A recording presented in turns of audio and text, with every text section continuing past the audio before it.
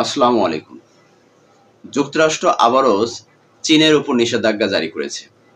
যুক্তরাষ্ট্রের প্রধান হাতিয়ার নিষেধাজ্ঞা। সেই নিষেধাজ্ঞার মধ্যে আবারও চীনা একটা প্রতিষ্ঠানকে নিষেধাজ্ঞার মধ্যে ফেলে দিয়ে চীনাকে চাপ প্রয়োগ করার মধ্যে দিয়ে আসলে কি মেসেজ দেওয়ার চেষ্টা করছে সেই বিষয়টি নিয়ে আজকে ভিডিওতে আলোচনা করব। দর্শক সাথে থাকবেন। আলোচনার শুরুতে আমি যেটা বিষয়টি আপনাদের সাথে বলেছি যে ইরানি তেল কেনার অভিযোগে চীনের একটি টিপড রিফাইনারির উপর নিষেধাজ্ঞা আরোপ করেছে যুক্তরাষ্ট্র। শুক্রবার এই তথ্য জানিয়েছে ট্রাম্প প্রশাসন, যার উদ্ধৃতি দিয়েছে দ্য জেরুজালেম পোস্ট। জেরুজালেম একটি পোর্টালের মাধ্যমে এই তথ্যটি জানিয়ে দিয়েছে যে ইরানের তেল কেনার অভিযোগে চীনের একটি প্রতিষ্ঠানের উপর যুক্তরাষ্ট্র যে নিষেধাজ্ঞা দিয়েছে সেটি তারা পোস্টের মধ্যে জানিয়ে দেওয়ার চেষ্টা করেছে। তাদের অভিযোগ হচ্ছে যে চীনের হেঙ্গলি কেমিক্যাল রিফাইনারিকে নিষেধাজ্ঞা আওতায় আনা হয়েছে, কারণ হচ্ছে মার্কিন ট্রেজারি বিভাগের দাবি প্রতিষ্ঠানটি ইরানের থেকে বড় ধরনের তেল আমদানি করে থাকে এবং বড় ধরনের একটা ক্রেতা, যেখানে কোটি কোটি ডলারের অপরিশোধিত তেল ও পেট্রোলিয়াম পণ্য আমদানি করে থাকে। এটাই তার অপরাধ। কেন ইরান থেকে তারা তেল কিনবে বা পেট্রোলিয়াম কিনবে বা জ্বালানি কিনবে, এটাই হচ্ছে ইরানের থেকে কেনার জন্য অপরাধ এবং চীনের জন্য এটা বড় ধরনের একটা অপরাধ। কারণ চীন রাষ্ট্রটা যুক্তরাষ্ট্রের কাছ থেকে অনুমতি নিয়ে কিনবে। এটা কি আপনার মনে হয় যে চীনের কি এতটাই ঠেকা পড়ছে যে যুক্তরাষ্ট্রের কাছ থেকে অনুমতি নিয়ে ইরানের কাছ থেকে জ্বালানি তেল আমদানি করবে? এই যে নিষেধাজ্ঞাটা দিয়েছে, চীনের মতো একটা পরাশক্তি রাষ্ট্রকে যুক্তরাষ্ট্র এই সমস্ত নিষেধাজ্ঞা দেওয়ার মধ্যে কি মেসেজ দেওয়ার চেষ্টা করছে? যে আমি বস, আমি দাদা, আমার কথা মতো চলতে হবে, এটাই নাকি? তো এই যে নিষেধাজ্ঞা অস্ত্র দিয়ে আসলে কতদিন পুরো বিশ্বটাকে তিনি জব্দ করে রাখতে চান? একটা সময় দেখবেন যে এই যে নিষেধাজ্ঞা দিতে সমস্ত পৃথিবীর সমস্ত রাষ্ট্র থেকে একটা সময় দেখবেন যে এই যুক্তরাষ্ট্র নিষেধাজ্ঞার মধ্যে পড়ে আছে। কারণ তিনি কোনো দিক আর পালানোর বা কোনো দিক আর মানে পা ফেলানোর জায়গা পাবে না। এই পরিস্থিতি হয়তো বা অদূর ভবিষ্যতে যুক্তরাষ্ট্রের জন্য অপেক্ষা করছে। কারণ তিনি যেভাবে নিষেধাজ্ঞা দিয়ে বড় বড় রাষ্ট্রগুলোকে জিম্মি করে রাখার চেষ্টা করে, বাণিজ্যিক নিষেধাজ্ঞা, অর্থনৈতিক নিষেধাজ্ঞা, বিভিন্ন রকমের নিষেধাজ্ঞা দিয়ে তারা কিন্তু এভাবে ছোট ছোট রাষ্ট্রগুলোকে রাখেই, বড় বড় রাষ্ট্রগুলোকে কিন্তু এই নিষেধাজ্ঞার মধ্যে ফেলে দিয়ে তাদের বাণিজ্যিক সমস্যা তৈরি করে রাখে। যেমন আমরা কিছুদিন আগে দেখেছি যেটা ভারতের উপরে নিষেধাজ্ঞা দিয়েছিল, তারপর ট্যাক্স বাড়িয়ে দিয়েছিল। সেই সমস্ত সমস্যা, এই সমস্ত গণতান্ত্রিক বড় একটা রাষ্ট্র, এগুলোকে যদি যুক্তরাষ্ট্রের মতো একটা রাষ্ট্র যদি নিষেধাজ্ঞা দিয়ে দামিয়ে রাখার চেষ্টা করে, আদৌ কি সেটা সম্ভব? সম্ভব না।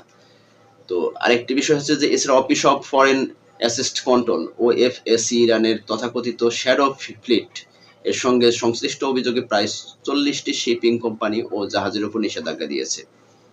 চিন্তা করে দেখেন যে এই যে আমদানি করার জন্য, ইরান থেকে তেল আমদানি করার জন্য, জ্বালানি আমদানি করার জন্য চীনের মতো একটা বড় দেশ, সেই দেশের বিভিন্ন কোম্পানিগুলোর উপরে নিষেধাজ্ঞা জারি করা, এটা আদৌ আসলে যুক্তরাষ্ট্রের জন্য কতটুকু ঠিক হচ্ছে, বা যুক্তরাষ্ট্র নিজের বিপদ নিজে কতটুকু ডেকে নিয়ে আসতে যুক্তরাষ্ট্র হয়তো বা সেটা নিজেও কল্পনা করতে পারে নাই।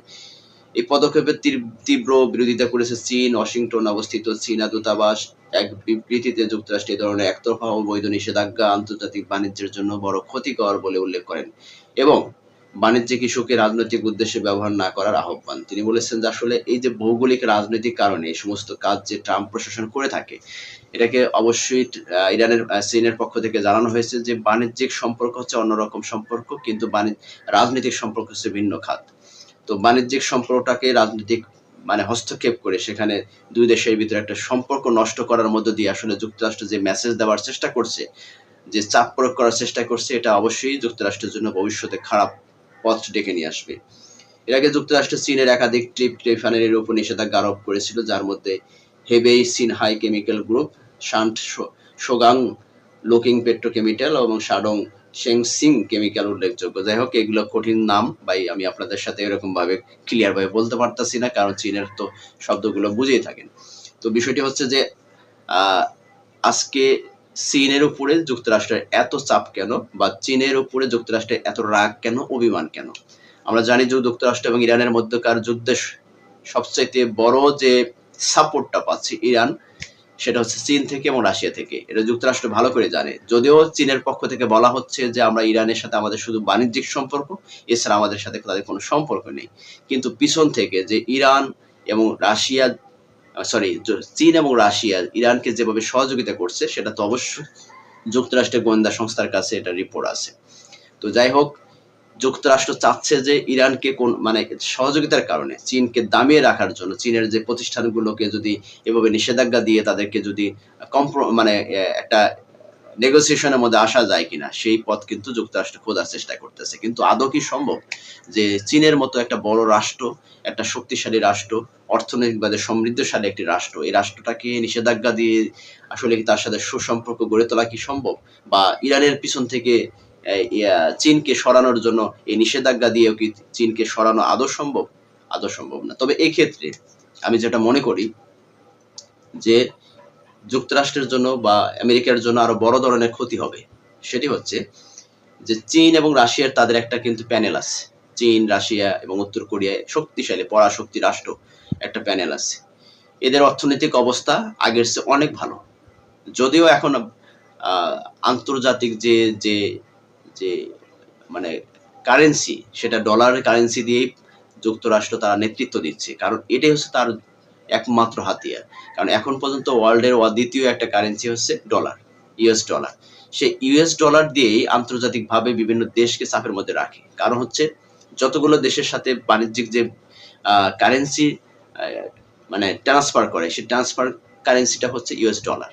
আর ইউএস ডলারের দাম কমানো বাড়ানো এটা করেই যুক্তরাষ্ট্র এই সমস্ত ছোট ছোট রাষ্ট্র তথা বড় বড় রাষ্ট্রগুলোকে তারা নানানভাবে একটা চাপের মধ্যে চাপ প্রয়োগের মধ্যে দিয়ে তাদের নিজেদের মানে হাতে রাখার চেষ্টা করে। কিন্তু এই মুহূর্তে যদি যুক্তরাষ্ট্রকে অর্থনৈতিকভাবে চাপ প্রয়োগ করার জন্য দ্বিতীয় একটা কারেন্সি তৈরি করতে হবে। সেটা এখনো ওয়ার্ল্ডে এখনো তৈরি হচ্ছে না। যার কারণে এই দিক দিয়ে চীন এবং রাশিয়ার মতো বড় বড় রাষ্ট্র পরাশক্তি রাষ্ট্র হওয়া সত্ত্বেও তারা যুক্তরাষ্ট্রের কাছে ধরা। কারণ চীন এবং রাশিয়া তারা এখন পর্যন্ত দ্বিতীয় কোনো কারেন্সি তৈরি করতে পারছে না যেটা ডলারের এগেইনস্টে তারা এটা দিয়ে যুদ্ধ করবে।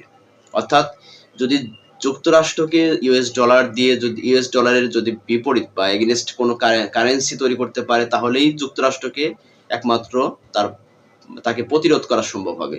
এর আগে সামরিক শক্তি দিয়ে হয়তো যুক্তরাষ্ট্রের সাথে অনেক রাষ্ট্র এখন যুদ্ধে জড়িয়ে পড়তে পারে বা যুক্তরাষ্ট্রকে হারানো যেতে পারে, কিন্তু অর্থনৈতিকভাবে কারেন্সি দিয়ে তাকে এখনো দামানোর মতো এখন সেকেন্ড কোনো কারেন্সি এখনো তৈরি হয়নি ওয়ার্ল্ডে। যার কারণে চীন এবং রাশিয়ার মতো শক্তিশালী রাষ্ট্র হওয়া সত্ত্বেও তারা এখন পর্যন্ত যুক্তরাষ্ট্রের কাছে অনেকটাই ধরার মতো। আর এই মানে সুযোগটাই যুক্তরাষ্ট্র তারা প্রয়োগ করে থাকে বিভিন্নভাবে। এক এক সময় এক এক রাষ্ট্রকে নিষেধাজ্ঞার মধ্যে ফেলে দিয়ে তারা বাণিজ্যিক একটা পাইতারি বা বাণিজ্যিক একটা চাপ প্রয়োগের মধ্যে রেখে দেয় এবং অর্থনৈতিকভাবে তাদেরকে একটা চাপের মধ্যে রেখে দেয়। ঠিক এই কাজটাই আবার চীনের উপর করছে। কারণ হচ্ছে কি তার অপরাধ হচ্ছে ইরানকে সহযোগিতা করা, আর কিছু না। ইরানের কাছ থেকে তেল আমদানি করা বা এগুলো করা এটাই হচ্ছে তার বড় অপরাধ। এখন এই অপরাধের কারণে আসলে চীনের সাথে যুক্তরাষ্ট্রের সম্পর্কটা কোন জায়গায় গিয়ে পৌঁছাইতে পারে সেটাই এখন দেখার বিষয়। তো আমি মনে করি আসলে ইরানকে সহযোগিতার কারণে চীনের উপর যে নিষেধাজ্ঞা দিয়েছে এটা নিজের বিপদ নিজে ডেকে নিয়ে আসলো যুক্তরাষ্ট্র। এবং ইরানের যে প্যানেল আছে ইরানের প্যানেলগুলো এখন পরবর্তী কোনো পদক্ষেপ তারা অবশ্যই যুক্তরাষ্ট্রের বিরুদ্ধে নেবে। সেটা ভবিষ্যতে বলে দেবে যে আসলে কি ধরনের পদক্ষেপ তারা নিতে যাচ্ছে। তবে এই মুহূর্তে যেটা মনে করা হচ্ছে যে উত্তেজনা কিন্তু আরো বেড়ে যাচ্ছে। ইরান এবং যুক্তরাষ্ট্রের যুদ্ধকেন্দ্রিক যে সমস্ত রাষ্ট্রের সাথে যুক্তরাষ্ট্র ইতিমধ্যে নানানভাবে তারা বিভিন্নভাবে তারা চাপ প্রয়োগ করার চেষ্টা করছে। এই চাপ প্রয়োগ করে আসলে এই রাষ্ট্রগুলোকে আরো রাগান্বিত করছে এবং তার বিপদ সে নিজে ডেকে নিয়ে আসছে। দর্শক আসলে সবশেষ যেটা বলতে চাচ্ছি যে কাউকে দামিয়ে রাখতে গেলে কাউকে দামাতে গেলে আসলে সবসময় শক্তি দিয়ে দামিয়ে রাখাটা উচিত না। কারণ শক্তি দিয়ে দামিয়ে রাখতে গেলে আপনি একদিন না একদিন অবশ্যই সেই শক্তির পাল্টা একটা জবাব দেওয়ার চেষ্টা করবেন, যেটা যুক্তরাষ্ট্র ইতিমধ্যে যেটা করার চেষ্টা করছে এবং সেটা কিন্তু পাল্টা জবাবে পেয়ে যাচ্ছে। তো সবকিছুই আসলে সমঝোতা অথবা যে কোনোভাবে কম্প্রোমাইজের মধ্য দিয়েই কিন্তু আসলে সমঝোতার পথ খুঁজে বের করতে হবে, নইলে সম্ভব না। তো যুক্তরাষ্ট্র আসলে কি আদৌ এই ইরানের মানে চীনের মতো রাষ্ট্রকে নিষেধাজ্ঞা দিয়ে সে নিজেকে শক্তিশালী রাষ্ট্রে নিজেকে জাহির করার মধ্য দিয়ে কি আসলে কি অন্য কোনো মেসেজ দেওয়ার চেষ্টা করছে কিনা বা নিজেকে বড় ধরনের কোনো কিছু মনে করছে কিনা সেটা যুক্তরাষ্ট্র ভালো করে জানে। তবে যুক্তরাষ্ট্রের অদূর ভবিষ্যৎ যে আসলে নিজেদের বিপদ নিজেরা টেনে নিয়ে আসতেছে সেটার বহিঃপ্রকাশ আমরা ইতিমধ্যে ইরান এবং যুক্তরাষ্ট্রের যুদ্ধের মধ্যে দিয়ে আমরা অনেকটা বুঝতে পেরেছি। দর্শক আজকের মতো এখানেই শেষ। তবে আবার নেক্সট কোনো ইনফরমেশন পেলে সেটা আপনাদেরকে জানিয়ে দেওয়ার চেষ্টা করবো। ততক্ষণ পর্যন্ত সবাই ভালো থাকবেন। আসসালামু আলাইকুম।